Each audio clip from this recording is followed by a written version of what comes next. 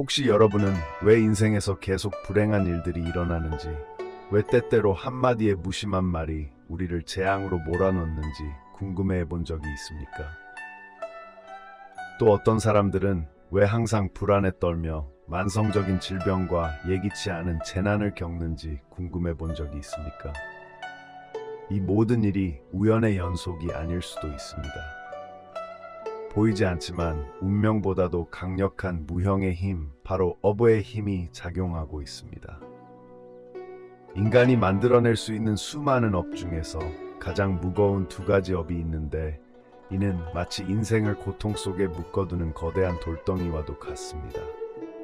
인생은 마음이 평안치 못하고 몸도 편치 않은 급류처럼 흐르는 강물과도 같습니다.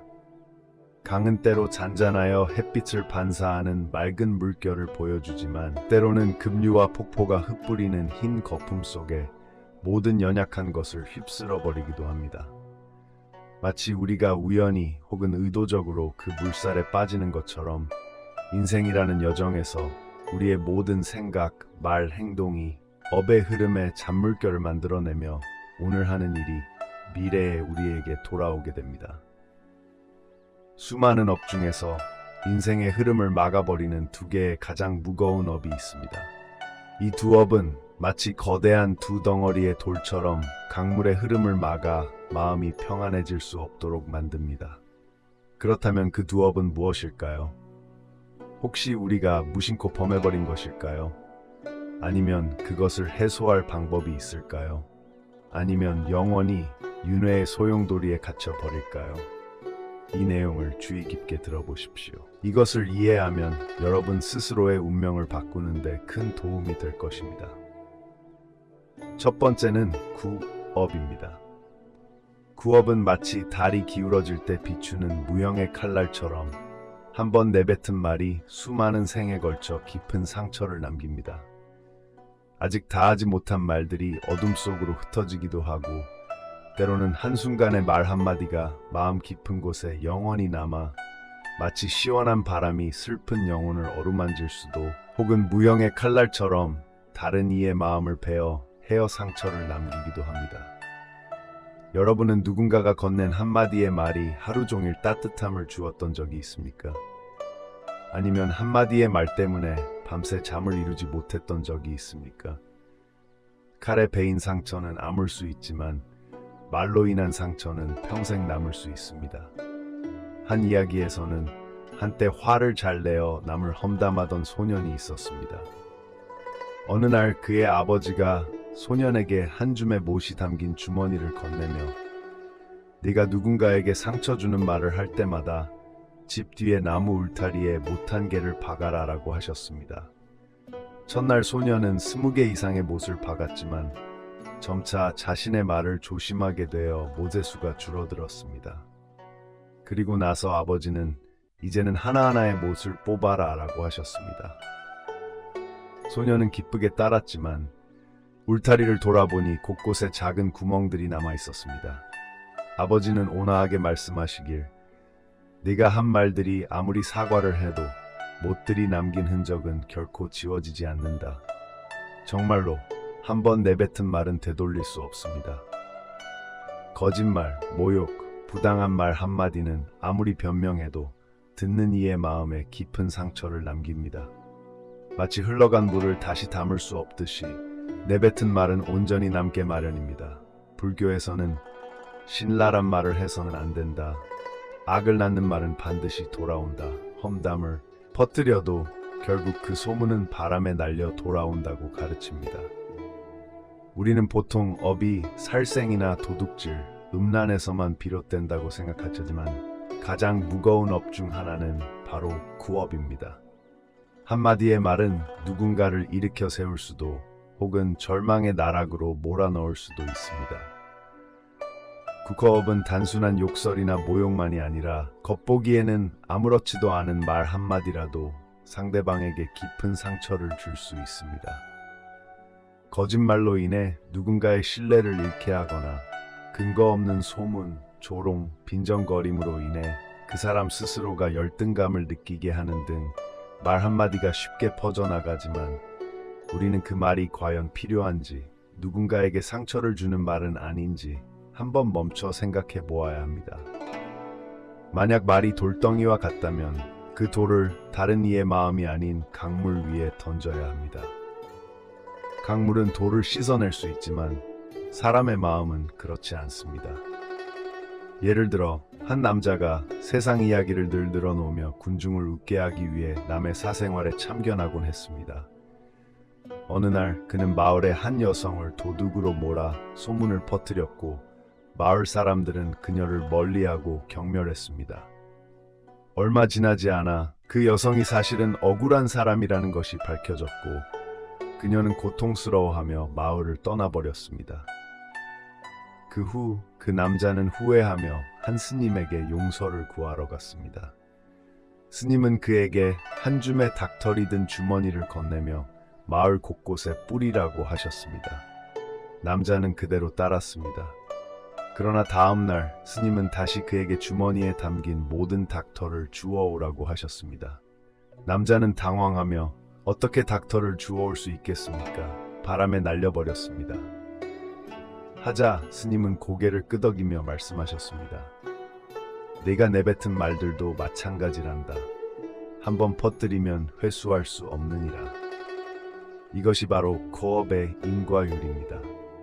한마디의 말은 몇 초밖에 걸리지 않지만 그 여파는 평생을 따라다닙니다.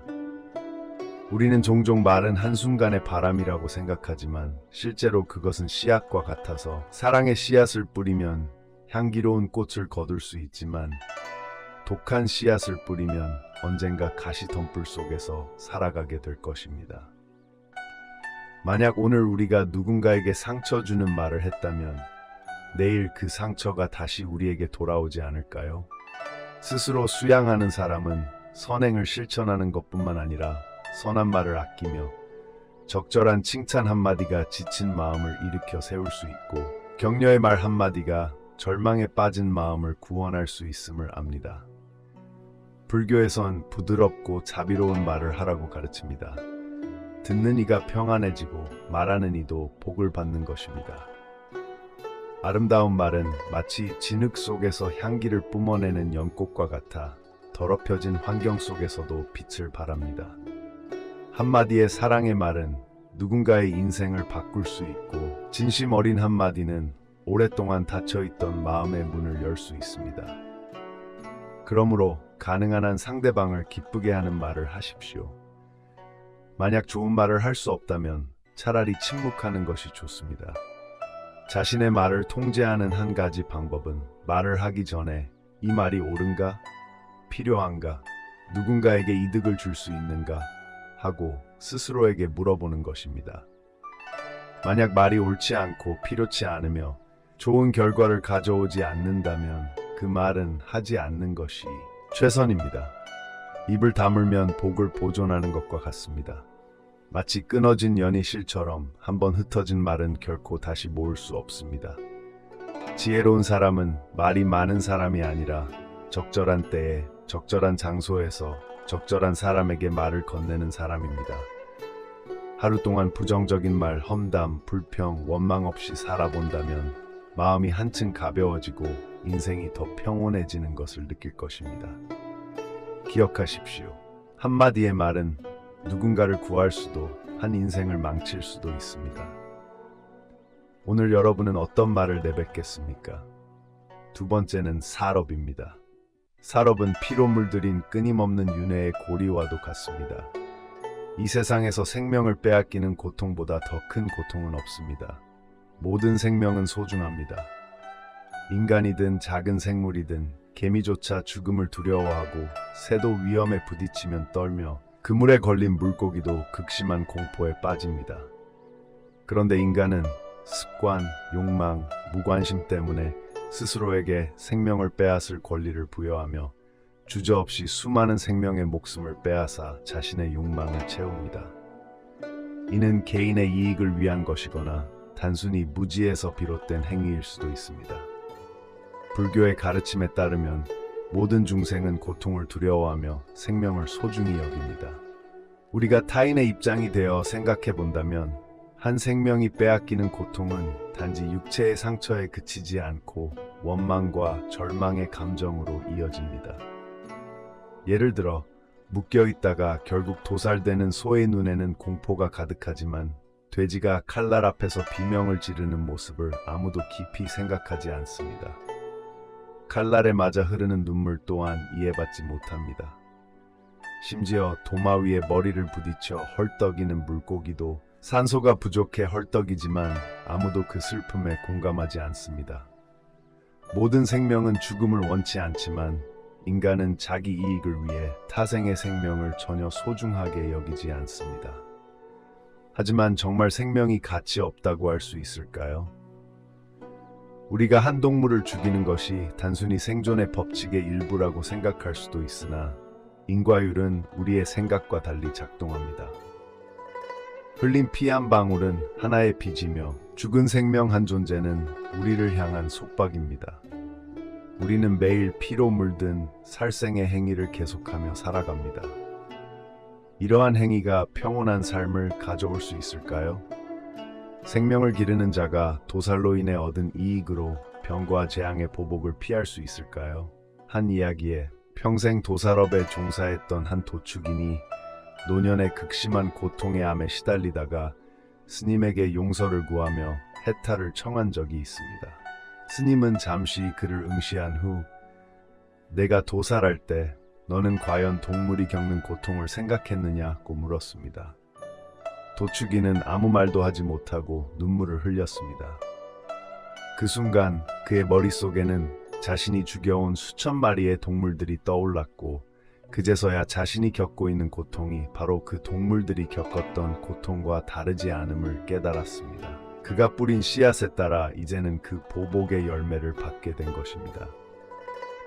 많은 이들이 살업을 단지 직접 사람이나 동물을 죽이는 것으로만 생각하지만 사실 살업은 그보다 훨씬 광범위합니다. 살업은 사람을 죽이는 것, 동물을 죽이는 것, 숲을 도려내어 모든 생명의 터전을 파괴하는 것, 혹은 험담으로 타인의 악행을 선동하는 것 등 모든 형태의 폭력과 증오를 조장하는 행위, 그리고 악한 생각이나 분노, 원한을 품어 누군가를 해치려는 마음까지 포함합니다. 누군가는 직접 생명을 빼앗지 않더라도 돈을 주어 다른 이가 대신 살해하도록 하고 자신은 아무런 책임도 없는 척할 수도 있습니다. 우리는 평화를 기원하기 위해 절에 가지만 제단 위에는 여전히 죽은 생명의 시체들이 놓여 있습니다. 건강을 기원하면서도 식탁 위에 생명을 씹어먹는 일이 계속됩니다. 우리가 평온한 삶을 원하면서도 매일같이 살생에 가담하고 있다면 왜 우리는 계속 질병과 불행, 가족의 슬픔과 상실을 겪는 것일까요? 혹시 우리가 오늘 자신이 뿌린 업보의 결과를 받고 있는 것은 아닌지 스스로 한번 되돌아봐야 합니다. 불교에서는 전생에 무슨 업을 쌓았는지는 지금의 삶을 보면 알 수 있으며 내생이 어떠할지는 오늘의 삶을 통해 결정된다고 말씀합니다. 우리가 어떤 씨앗을 뿌렸는가에 따라 반드시 그 열매를 거둘 것입니다. 만약 오늘 우리가 다른 생명의 목숨을 앗아갔다면 내일 반드시 그 대가의 고통을 받게 될 것입니다. 비록 즉각적이지 않을 수도 있고 이 생에 바로 나타나지 않을 수도 있지만 인과율은 결코 틀리지 않습니다. 만약 우리가 살생을 계속한다면 건강과 생명에 해가 따르고 공포를 뿌린다면 불안과 염려 속에서 살게 될 것입니다. 만약 우리가 타인에게 고통을 준다면 예상치 못한 고통을 돌이켜받게 될 것입니다. 이미 뿌린 업은 아무리 바뀌지 않아도 해소할 수 있는 방법은 바로 지금 당장 살생을 멈추는 것입니다. 만약 지금 살생을 하고 있다면 멈추십시오. 만약 육식 위주로 먹고 있다면 줄이거나 채식으로 전환해 보십시오. 만약 동물의 고통에 무감각하다면 자비심을 길러 보십시오.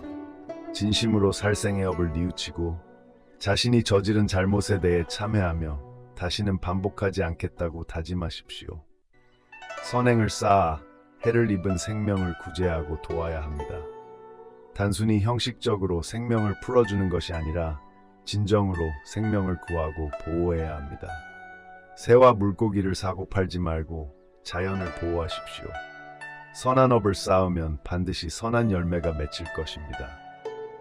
경전을 암송하며 선행을 쌓아 업보를 해소하고 선한 에너지로 자신의 업을 조금씩 해소해 나가십시오. 이 세상의 모든 생명은 살아갈 가치가 있습니다. 우리가 생명을 빼앗을 때마다 자신도 모르게 업보의 무게를 짊어지게 되는 것입니다. 너무 늦기 전에 멈추십시오. 자비로운 마음을 넓혀 모든 생명을 자신처럼 사랑하는 법을 배우십시오. 자신의 삶을 돌아보았을 때 지나친 상처만 남지 않도록 하십시오. 인과는 아무도 빠져나가지 않습니다. 업은 영원한 형벌이 아니라 계속해서 변할 수 있는 흐름입니다. 마치 뿌린 씨앗이 적절히 보살핌을 받으면 달콤한 열매를 맺는 것처럼 말입니다. 그러나 나쁜 씨앗을 뿌리면 그 식물은 가시로 뒤덮일 것입니다. 우리는 과거의 업을 되돌릴 수 없지만 지금부터라도 변화할 수 있습니다. 예를 들어 한 번 실수로 더러운 물이 든 잔을 엎질렀다면 후회하기보다는 새 물로 채워 넣을 수 있듯이 우리의 모든 행동은 우주에 흔적을 남깁니다. 만약 우리의 손이 한 생명의 목숨을 앗아갔다면 이제 그 손은 사랑과 위로로 변할 수 있습니다. 육식을 줄이는 습관은 건강에 좋을 뿐만 아니라 살업을 줄이는 방법이기도 합니다. 한 사람이 채식을 선택한다면 단지 한 생명을 구하는 것이 아니라 마음까지도 가벼워지는 것입니다. 생명을 보호하고 구제하는 일은 갇힌 생명을 자유롭게 하고 버려진 동물들을 돌보는 것을 포함합니다. 이는 단지 선행을 행하는 것이 아니라 우리 자신에게도 자비와 사랑의 씨앗을 심는 것입니다. 만약 고통받는 동물을 본다면 그 동물의 입장에서 생각해 보십시오.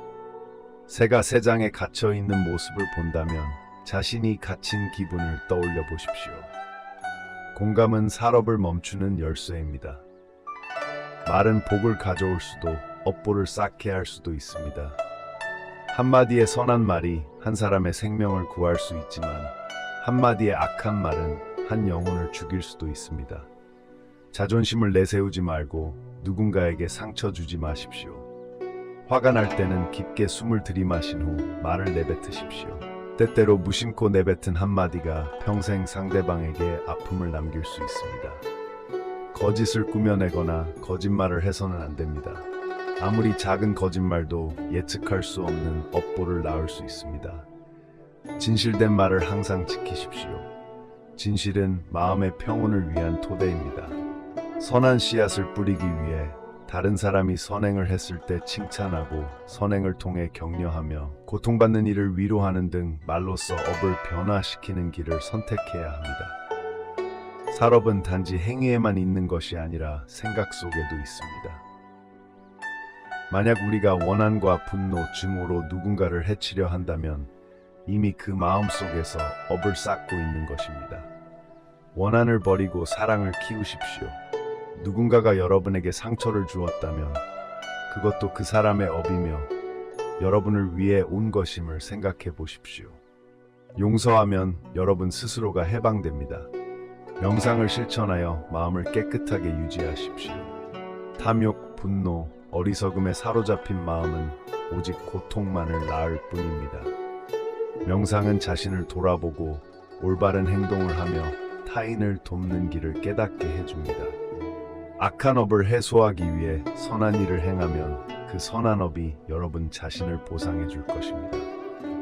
한 방울의 자비의 눈물이 온 바다를 변화시킬 수 있습니다. 업보를 깨끗이 씻어낼 수 있는 길은 선행의 길밖에 없습니다. 이미 나쁜 업을 쌓았다 하더라도 많은 선한 업을 쌓아 균형을 맞출 수 있습니다. 선행을 행할 때는 진심이 담겨 있어야 합니다. 만약 남을 돕기 위해 오로지 자기 이익만을 바란다면 그 업은 결코 온전히 해소되지 않습니다. 매일 한 송이의 미소, 작은 행동, 예를 들어 쓰레기를 줍거나 노인을 도와주고 동물을 돌보는 일, 이 선한 씨앗이 되어 업을 변화시킬 수 있습니다. 누구나 실수 없이 살 수는 없지만 중요한 것은 자신의 잘못을 깨닫고 고치는 것입니다. 강물의 흐름은 방향을 바꿀 수 있으며 어둠은 해가 뜨면 끝나듯이 인생도 변화할 수 있습니다.